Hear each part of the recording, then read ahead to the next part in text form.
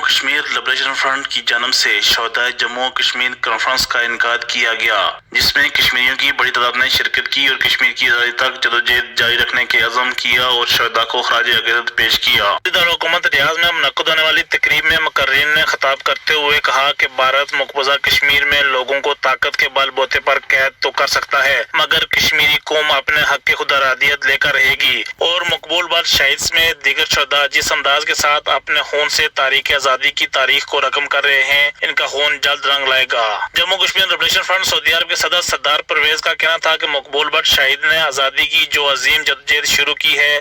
اسے ہم جاری رکھیں گے اور دنیا پر کشمیر میں ہونے والے ظلم و ستم کو اشکار کرتے رہیں گے۔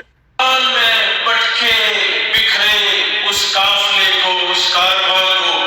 مطلوبہ و مقصودہ منزل کی طرف لے جانے کی صحیح کرتے ہیں۔ ہم موزن کشمیر، فخر کشمیر حضرت مقبول بٹ کو خراج عقیدت، خراج تحسین اور سلام پیش کرتے ہیں۔ تقریب سے عبد المجید بٹ، عظمت کشمیری، شمس کشمیری، سردار عتیق، طارق ایوب، سردار رزاق، عبد الرشید،